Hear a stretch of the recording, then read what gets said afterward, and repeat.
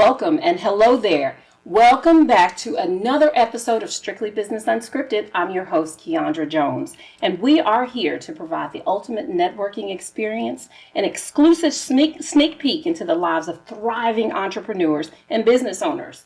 Again, this podcast is designed to educate, ignite inspiration, foster encouragement, and pave the way for growth among small businesses in the overall Oak Cliff region. Well, today is a special show. A very, very special show. It is themed Community Impact with the most talented of people, with Derrick James and Tish James. But first, let's pay homage to our sponsors, Home Care Network, Serve Pro, Breakfast Brothers, and Dallas Zoo. But with that, help me welcome our guests, Derrick James and Tish James. Thank you so much for being here today. Thank you very much. Thank you. How are y'all this morning? I'm good. Happy to be here. Thank you for having us. Okay, so we're just going to dive right on in. We appreciate you guys for being here on Strictly Business Unscripted. Right. So I want to know who you are. Who is Tish? Who is Derrick? Who are you? Well, I'm just a kid from Oak Cliff. Right? And I always reference myself as a kid because I think about when I was growing up in Oak Cliff, grew up in the Boys and Girls Club, or Boys Club.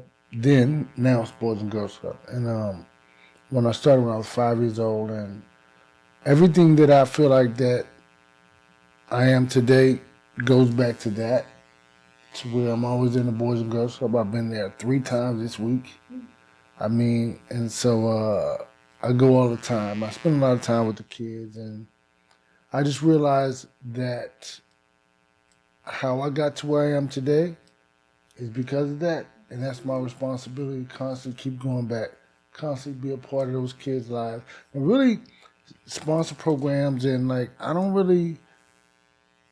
they do boxing with me once a week, right, during the school year. That's just something, just bonding, because I think that you can't come in there and start preaching to them or talking to them, but you get them, you give them something to help empower them a little bit to where they can hear you clearer, right? And then, so that's really kind of what I do.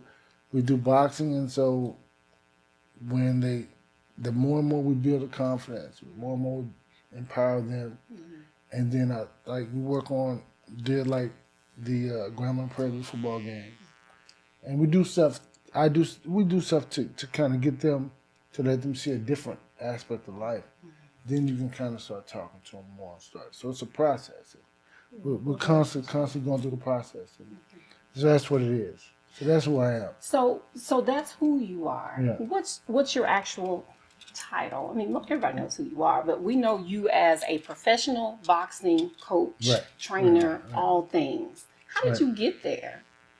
Well, you know what's funny? I started boxing when I was 5 years old at Oak Cliff Boys Club, and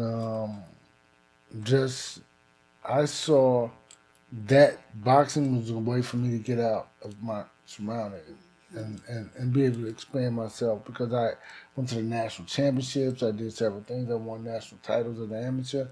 So I was able to travel. And by able to travel for boxing, it opened me up to believe in other things, right? To see other things. So the kids from the club, they really never had those experiences. So it was like my vision was clearer because I was able to travel and do all the things. And so just through boxing, and I boxed professional, and just seeing and wanting to make an impact on the kids in my community, I kind of used boxing as a way to start giving back. And I trained 2 fighters, and one of the fighters went to the Olympics. One of the fighters became world champ. So it's like you start giving back, and that's how I got to where I am, and that what sustains me, I believe. And my ability to want to give back, because I saw my mother do it, my grandmother do it. So me wanting to be the guy that they raised me to be, it's like continual, it's a process, and keep giving back, keep helping. That's beautiful.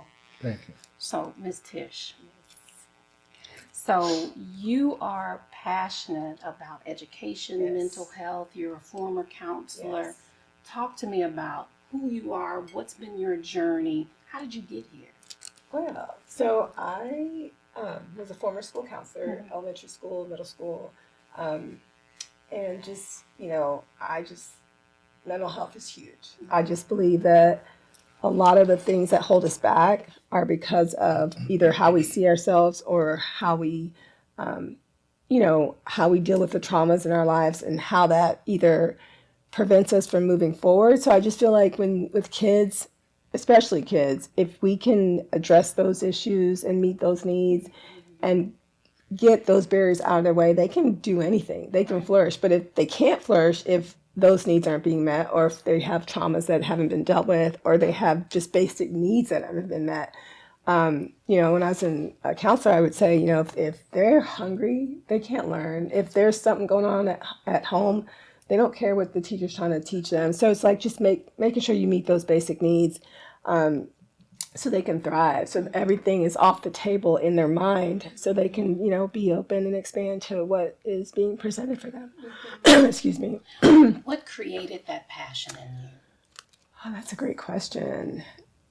I think I just like to help and I care about people and I don't like to see people struggling. And if they are struggling, I want to know why and how I can help them, So I just like helping people. Yeah.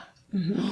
What a beautiful union marriage, not only from a romantic standpoint between the two of you, but professionally, just your desire and passion to give back to our community. Now, I'm partial to Oak Cliff, so anybody that wants to do something for our Oak Cliff, you guys will forever be friends of mine because we love our Oak Cliff, right?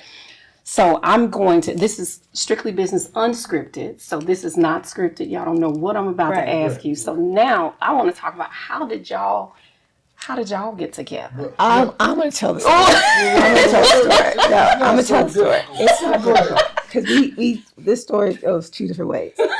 So we actually met at Cooper Fitness Center. So he was already working there, and I came for an interview. I was walking in the building. He was walking out. Parking lot. On the sidewalk. No. So I was walking in, going for an interview, and he stopped me on the sidewalk and gave me his. No, I did not ask you a question. Anyways, he stopped me and asked me for my number, and I took it. How does that work? Would you be unlimited? Okay, you tell the story. Okay, listen. So it's not correct, but I'm gonna let her tell the story. Work. She's coming in. She has a job interview. Okay. So she asked me a question like, where, and I kind of told her. Okay, I told her where to go. And I said, you know what? Then I gave her my number. Oh, that's what it was. Yeah, but listen, she didn't call me, so that's the thing about it. Okay. No, I did not call. She didn't call me. Good move. Yes. Good move. So what happened is, so then we had this thing called traditions training, which teaches you about the company and where the company wants to go. It's like orientation. And so orientation, basically. Okay. So come into the building, and they have a seat next to each other. But I don't say anything to her. Because she never called me. So you're paying her back for not calling. Okay, got it. But then later we worked together, and it's kind of like, went on a date. I took her on a date for her birthday. And then it's kind of from that point on, Yeah. So that part of the story is right. That part of the story is correct. The whole thing the beginning of it is not so much, but that part of the story is correct. Okay. And then we were together ever since then. Yeah. Oh, so y'all agree with maybe the mid part? Yeah, middle to the end. Okay. She doesn't. She has issue with the whole phone numbers. You stopped me because you asked me a question. No. And I was like, and I'm telling you about it, and it was kind of like, okay, we'll let you win. Yeah. You want to win, we'll let you win. Yeah, this story the beginning never goes well. She's the ultimate fighter. She's the winner. Yes. That's the way it works. That's the way it works. We'll agree to disagree on how it started. Realize this, just because someone wins an argument, it means they're successful. She's successful. I am successful. But the situation is what I'm saying. Oh, okay. Well, that you have that mean. Well, what's so important is y'all came together. We did. that's We did. That's the most That's the important. important part. Yes. Right. And together, you guys are making such a huge impact Right. in our community that we love. We love Oak Thank Cliff. you. Now, I'm not from Oak Cliff, but I claim it. Right. And I will hurt somebody that says something about our Right, Oak Cliff. right, You understand? right. So y'all keep some bail money on it. I tell people all the time, I will go crazy if you talk about our Oak Cliff. So let's talk about, if we could, the foundation that you guys created together, the Derrick James Family Foundation. And I believe those words are so important. And so I want to break that down. So we've been introduced to who both of Right. you are, but there's a family in Right. there. So that's meaningful. Yes. Otherwise you wouldn't have put it there. Talk to me about family. Well, do you want to go? Yeah, I'll go. 'Cause Okay, it's like okay. more so what happened is like like I told you the story about me giving back and being involved. So for 20 plus years, we always did this. I would always do fundraisers and stuff for the Boys and Girls Club. Christmas, we would do Christmas Toy giveaways. giveaways and everything, right? And so I would always do stuff and establish an army, and I'm doing stuff everywhere.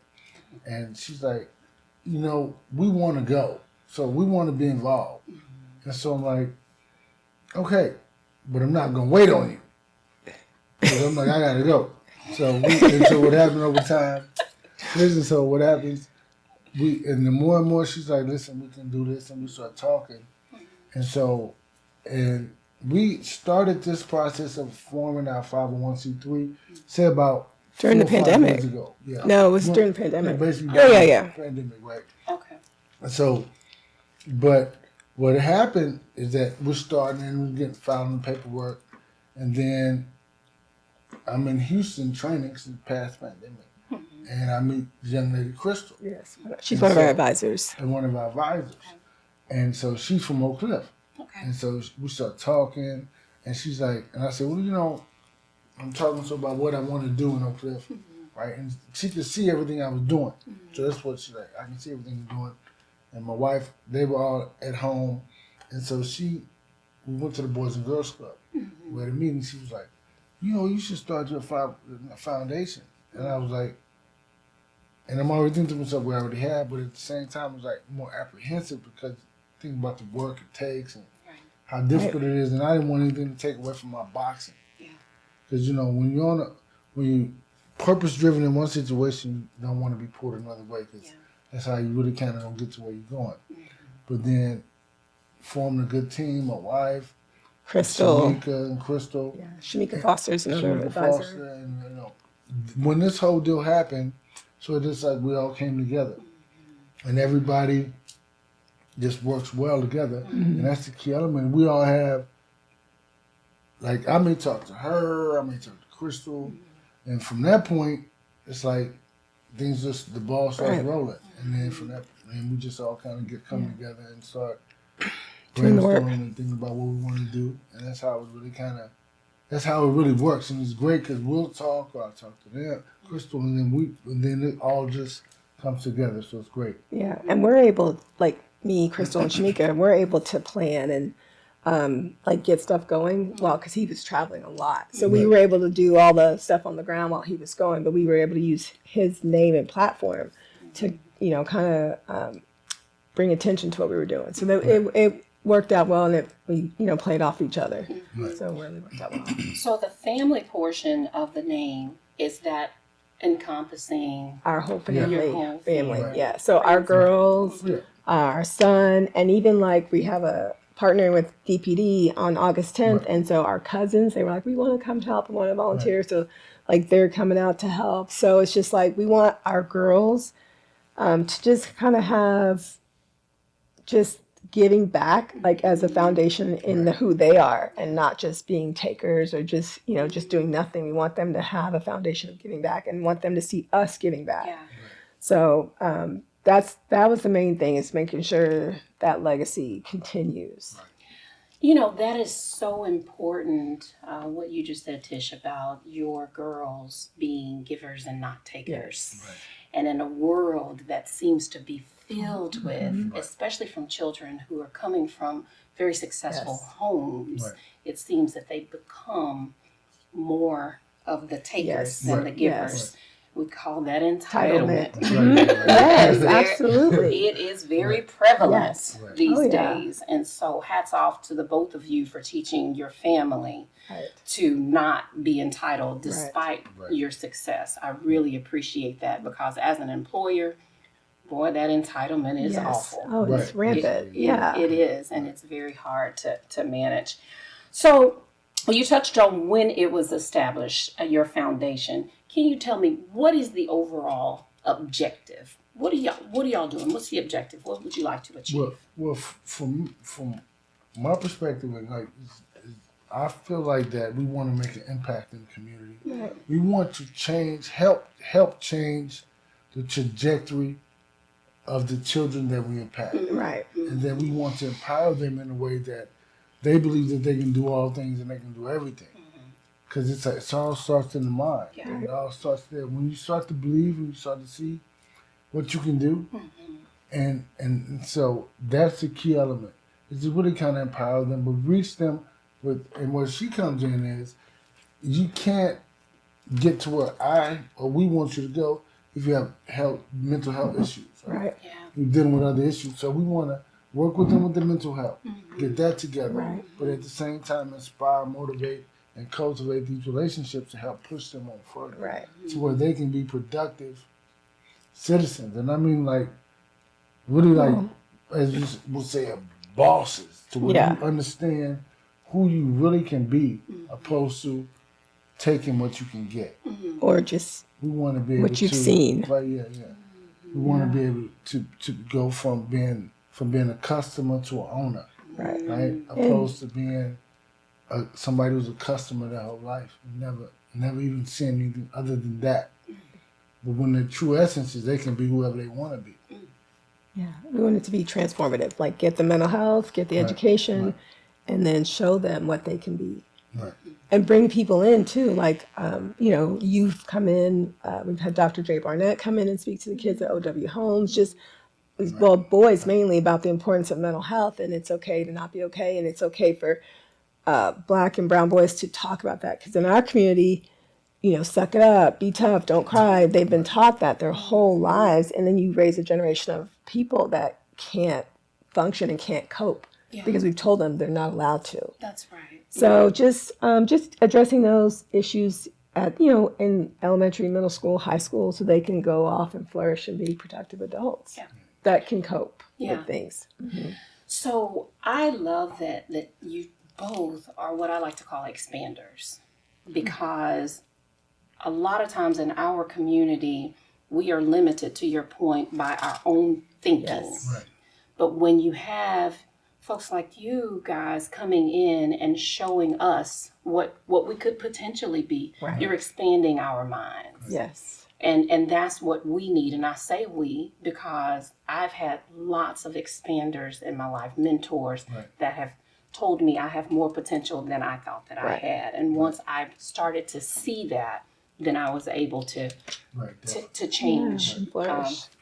So you guys are doing a whole lot with our community, and I love that. What are the specific programs? How do people get involved in these kinds of things? Are there programs, or what happens? I'll talk about this part. Okay. So we have several initiatives. So obviously mental health. So we've partnered with Children's Health. We did last year in December, we did a $50,000 endowment for pediatric mental health. So that will go help them. They're opening up a facility in the Redbird area. So that will help them with pediatric mental health and bring those services to that community so they don't have to travel downtown to get services.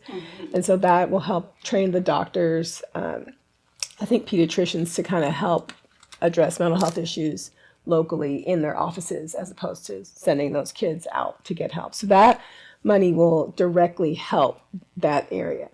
Excuse me. Then we also, obviously, we have the mental health initiative. We started with OW Homes last year and with the young boys, excuse me, in 7th and 8th grade, just kind of talking to them about mental health. And like I said, it's okay to not be okay, and how to address issues and how to make that topic not so taboo for boys. So we want to continue to push that in the schools and in the youth going forward in this fall. And then we also have peer-to-peer fundraising with Children's Health again, with and that's just getting people to donate to specifically put forth money towards the endowment for pediatric mental health. And then we also have a newly established initiative, which is our HBCU scholarship. Yes. I was really proud about that. And Crystal and Shamika both are HBCU grads. Crystal went to Prairie View A&M. Shamika went to Florida A&M, FAMU. So they were really important in helping us get that off the ground. And so we just gave out 6 scholarships. It was supposed to be 5, but we had an overwhelming, I think it was over 80% applicants from Prairie View and Southern. So we added a scholarship. Okay. So that we hope to continue each year and raise money to continue to do that and send those kids off to college so they can expand, get an education, and then go be, great people and hopefully give back to their communities. So, and obviously too, HBCUs are majorly underfunded. Yes. And they don't give out a lot of scholarships. So we wanted to help, support those kids in their educational journey. So those are some of the things. And then we do Christmas, giving back events with that, back to school event. We're doing one August 10th with DPD at Cedar Crest Community Center. August 10th from 10 to 3. So we're donating over 500 backpacks to the kids in our community for school. You guys are amazing. Thank you. Y'all You are. gotta do the work. Yeah. That's what it's all about. Top notch. I had the privilege of being able to attend the scholarship program, and what you didn't even mention, y'all are so humble. You guys are really humble, and I'm so grateful for that. But because even though you're doing so much, you still don't really speak to all the things that you're doing. I want to mention that is a multi-year scholarship. Yes. That is significant. Because it's a rarity. Usually scholarships are given and it's a one and done kind of situation. Talk to me about the multiple years that you're supporting these students. Well, for me and for us and for the whole foundation, that getting them there is one thing. Right.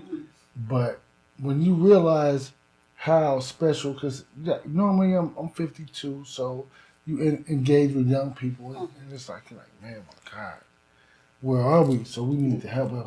But when you meet these kids, you're like, okay, we're good. Yeah, they were incredible. They inspired us to do that, because when you realize how the kids really are and who they really are, because they had to speak to us through their essays. Right. And it's amazing. So they were I left, when we would read these essays every night, the next day I'm like, man, I would tell people like, man, these kids are amazing. Right, we're going to be okay. They inspired us to do that. Right. Because it was like that, initially it was just like a one and done. Yes. And then each next year. But it's like, nah, because these kids are so amazing that you want to see them through, and you want to have those kids come back and help, because most of them had their own foundation. Yeah, they were already Really. Well, one had his own foundation. No, it was one of the young ladies also. So when you think about it, she was already helping. Yeah. And I met 3 of the kids when I did a program with the Dallas, Jack and Jill. Jack and Jill. Yes. So I did had the Jack and Jill come in and do an empowerment program, and they were part of the program. I didn't, and so when we read the essays, I didn't know that one of them mentioned it, but like 2 other ones, I had no idea, and so it was like full circle moment, because I met them this past summer. Okay. Before school. Before school, and so when they came in, it's like, I remember them. So you see them and you remember. Well, we remembered after the fact. Right. So after we selected them, Right. he remembered, because one kid did mention that, but then we didn't realize that the 3 boys that we picked 4 boys, but 3 of them, they were all a part of that organization. We did not realize that. Right. We just picked them based off of what their essays said. They were so good. Right. And then after the fact, we realized they all know each other. They're all part of the same program. Wow. So that was kind of cool, and it was good that we didn't realize that till after the Right, fact. right. Yeah. Yeah, so that was neat. And so how long are you committed to giving them these scholarships? 4 years, so they 4 get it as long as they can maintain their GPA and all the requirements. Right. They get it every year until they graduate. That is phenomenal. And so I did some quick math Yes. while I was sitting there, because that, you guys keep on downplaying it, and I'm trying to give it back to you to really tell us what you guys are doing. That's like $120,000. Yes. Yeah, I was calculating at the table, Yes. like, Right, you know, right. that is huge. Right. And so I just want to say thank you, because this is not anything you have to do for our community. And we're very, very grateful for investing in us. Thank you so much for that. Yes. Now I'm gonna go back for just a second. I'm gonna get in y'all's business a little bit more. Okay. At what point did you guys realize that you were aligned in terms of your give back? Well, I think like he's always been doing it, Right. and I couldn't do it because of work and raising our girls and stuff. But the job I had with school counseling, like you're giving to those kids every day. You're teaching them about mental health, and you're doing lessons with them, and middle school you're helping them with scheduling and planning for their coursework and all this kind of stuff. And so I was always passionate about education and mental health, and he was always getting back to the community, Boys and Girls Clubs or different organizations. And when I just kept telling him I want to do it, and then when I stopped working with the school districts in 2020, and then I had time. So then I was like, well, this is what I want to do. I have the time now to dive into that. And once we established foundation, so it's like, I feel like I'm a school counselor for the community. That's like my made up job title, other than the foundation. So it's like, I get to do what I was doing before without any restrictions. And we can do whatever we want. Like, I don't have to ask permission. We want to do an HBCU scholarship, we did it. We want to do, donate 500 backpacks, we do it. So it's just like the freedom to just help in any way. Yeah. So, yeah. I love that. Yeah. I love that. It's fun. So who would you say were your mentors? Who were your expanders? Well, I had several, right? Okay. I grew up at the Boys and Girls Club, so all of these people from Herb Roberts to Arthur Stiegel to, Carolyn Jordan, they all worked at the Boys and Girls Club, and they all worked at different clubs. To Taylor August, who's my boxing coach. So I had the ability to, I'll say privilege, right? To have great people, great mentors, great people in your life that inspire you. And my mother, my grandmother, to inspire you to want to be better, right? Because remember, I always said that when I started the speaker series at the Oakland Boys Club, it was like, I believe that you have to see something to be able to become it. Right? So I agree. the whole thing is for me to show them something, and I saw something. So and that's how I was able to become something. So I think that to keep inspiring them, to keep pushing people for that, to keep bringing, because we can't take the kids to that all the time. We can bring the people to that, right? And so I think that success is different in every aspect of life, right? And you say passing the test is successful. That's part of it. Just keep building on that. Keep building on that. Or for me, winning the fight or doing this or doing that is success. So you just have to keep showing them that you don't get to the big success unless you have the small successes every day. Yeah. So keep fighting for those small successes every day, and you'll always be able to attain everything you want. Can't give up, can't give in because everybody's pulling at you. Yeah. You still have to keep working towards what you want to be and what you want to do. Yeah. If I can keep pushing that out and keep doing that, so I hopefully get them to where they want to be. Okay. What about you, your expanders? This is a good question because I really don't have any mentors, but I always like to be around older people and just gain wisdom from them. And honestly, like several of my really good friends were always older than me. And I just gain wisdom from them and just ideas and just watch how I like to observe a lot. So I just like to watch how people move, listen to what people say, listen to what people aren't saying, watch how people treat people. And I just seeing that over and over again. and just wanted to follow that example, you know, and be a certain type of person, teach my kids to be a certain type of person. Because I just think you get a lot further in life based on how you treat people. Oh my God. You know? You said a mouthful. Yeah, so it's not about how much money you have or what you don't have. It's about how you treat people, and you know, just being kind, considerate, and just you know, making an impact in those ways. Yeah. But like I said, most of my good friends were always older than me. That matters. Yes. Right. So before the camera started rolling, you were giving me some advice, really, on how to lose weight. But I think that there are so many lessons that could come from what you were telling us. So would you share that with us? So basically, I'll start out by saying that boxing for me is the metaphor for life, right? Okay. So it's all about what you put into it is what you get out of it. And so, and taking that to every aspect and applying that to every aspect of your life. So when you come to diet or the choices you make in life, if you look at it like this, as simple as that, because I think people think it's so hard to do, right? Right. And that a diet is, to attain your diet, to get where you want to be, is success. What I did is I did a lifestyle change, which meaning that I just gave up these things and worked towards my goal. But to realize what you can really do in life is where you have to be to start your process. Like I said, when you start the day, first day in college to the last day in college, you learn so much. You're a different individual. But you set a goal and you attain the goal. But I think people think that one success does not apply to everything else in life, when actually it does. Yeah. So you have to know in life, if you were able to get a job or do something that you wanted to do, it was a process, right?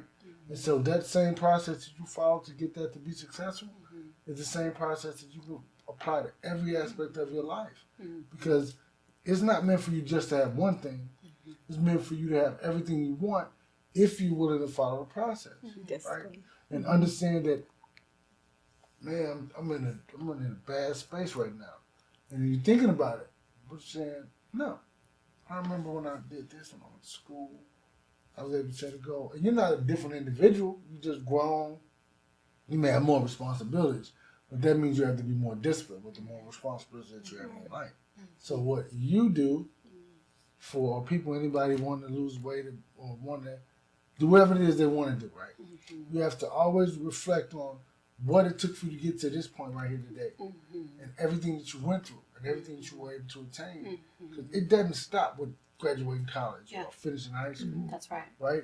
You stop because you forget about the small things it took to get to the big thing. Right. And so when you constantly what I do is I look at myself always. I always say, well, the space I'm in, I'm not really supposed to be in. But you push your way, you push your agenda, you push what you want. And you have to follow the process. You have to follow the steps. You have to do all these other things to get what you want. So for you and anybody else, right, they have to really honestly set a goal and set that goal and understand what you have to do every day to get to where you want to be. Because you're not going to show up and be ready. It's a process. And so for you to follow your own process and know I've already done it before. See, in small, I mean, it could be, like I said, high school, it could be college, it could be getting the job you want. You always have these small successes, but you don't associate that with this. Yeah. And they're all the same thing. Yeah. Oh, that's good stuff. That's good. That's why I wanted you to repeat it, because there are so many lessons. You know, you're teaching me how to get to my goal, but there's so many lessons in what you said. And that's what makes you both just so impactful. You're our power couple, you know, and we love that. We love what you're doing. If someone wanted to get involved and help with your efforts, is there a way to do that? Well, we actually are working on that. We have a website on Derrick James Family Foundation, and then we obviously the email, they can reach out and we manage that. I manage that, so they can reach out directly to us through there. Excuse me, and we will get back to them. But what we're gonna do is put a volunteer feature on our website, so they can go there directly and apply to volunteer for the things we have going on. Yeah, that would be Yes. great. That would be wonderful. Well, thank you both for being here Thank you for having today. us. I mean, community impact on steroids Thank should you. be what this is called. Community impact Thank on you. steroids with Derrick James, Tish James. Thank you. Thank you. If there's anything that we can do to support your efforts, count us in. We're there, Thank you. with some exceptions. Yes. Okay, there's certain things I don't do. We'll talk about that after the cameras go out. But otherwise, if it's for our kids, Yes. count me in. Thank you. Count But me in. it's not, if you think about it, it's for kids and not only kids, right? Because it's teenagers, Right. they need help. Yeah. Families. And Sure. families, I mean, so it's like, but at the same time, it's like, hey, listen, it's all about community. But I'm living a dream, right? Yeah. And living out the dream or the thoughts that I always wanted to be, this, Yeah. this individual that I always wanted to be as a guy in the community giving back. And I mean, it's just, you get with the right people. Right. The right people. It's all about the right people you're surrounded around. It don't matter how you got Right. there. Right. It Don't matter how it- the story started. It don't matter how the story Yes, started. yes. We just know she didn't call, and Right, yeah. we know that part. Right, yeah, so you gotta think about this. So it's a process. Yeah. That's all I'm saying. Well, you worked your Right, yeah, process, we and did. it But worked. you know what? I really didn't. It was just like, you gotta step back and let them see what it really is. Oh, is that what it So was? when you look at, because really that's what happened. Oh, but that was a part of your process, though. If you Well, step I back. let it go. Oh, is that what it is? So you gotta let it go. Like they say, if something good, it'll come back to you. So, I don't know how much of your story I'm believing. Yeah. I think. I'm just gonna. I'm seriously like that. Because see, I've been I'm telling gonna let it- you, listen, let I it would- just I ride. have no reason to tell a story. Tell a lie. You That's have why- our that's why she's sitting version. here You like- have your version. I have my version. It's not a function. I mean, like we worked together, and I trained her. See, that's what it is. See, I trained her. I worked her out, Okay. and then it was kind of like we just kind of cool work out every now and then. Then I asked her, could I do her a favor and take her out on a date? I'll do her a favor. Let me take you out on a date for your birthday. And that's kind of how it happened. So at that point, because we had worked together, this is a year and a half that passed. Mm-hmm. From the date I saw the parking lot to a year and a half that passed. Oh, wow. So then she got to see kind of like from afar, How like who I amazing really he was. was. How amazing. I really, that's what, I mean, she's telling the truth. See, her. I was just down bad, and I just saw how amazing he was. I didn't say that. Yes. That had nothing to do with this. No. You guys are hilarious. No, it was her and a young lady that we worked together with. And she was asking me questions. She was like, and then later, because we kind of started getting to know each other and work together, and I did train her. Uh-huh. And that's kind of, after that, I asked her out. So, golly, man, I'm not- just gonna let him tell the story. Let him tell the story. I'm going to let it go. I'm going to let it go. And how long have y'all been married? 19 years. 19 years, and the story is still not, it's still I- not together. We've been together 20 years. We've been married 19. Like that. But because we had this thing, we always had this thing. People say, "How long y'all been married?" I'm like, We never know. we like, Like I literally had to go to the marriage right, license. because you don't know. I mean, I don't. Really? Well, Yeah. because, I will say this. But this is what I tell people. You say what you're gonna say. No, because we just have a good time. So Even you the don't- bad times, we have a good time. That's Like amazing. we try to make the bad times, like we try to crack jokes and just Yeah. push through with humor. So Well, that's good stuff. Right. We need to have a round 2 of this, Yeah. so we can Right. just talk about marriage. we can do. You We know, can write a book. We marriage can write a advice. book. Hey, it's not about marriage, it's about relationships. Yeah. Okay, that's good. Because That's if you good don't stuff. have a relationship, you can't have a marriage. So I think A that friendship, the partnership. key element is that we don't I have like each relationships. other. Okay, Even so when your stories don't add up. even when your You still stories gotta don't like match. each other. Okay, so round 2 with the James family on partnership, relationship. All right, so we're going to do another round. Is that all We right? can do that. Okay, we want to talk again because we all need that advice. Well, relationship. Relationships. Okay, with the Jameses. Okay. Well, thank you both for being here. We're not going to have them back. I'm not the one to be giving advice. I'm just saying, relationships in life like this, like you coming out to our event, is a relationship that you all have. Yes, right? yes. So us getting to where we are Yeah, from a philanthropy perspective was relationships we formed with Shamika Foster and Crystal. Okay. And so it's all Leadership. about relationships. Yes. Then so you showed up because of you all's relationship. Yeah, that's right. So we're here today because of your relationship. So like I said, it's all about relationships. That's right. They matter.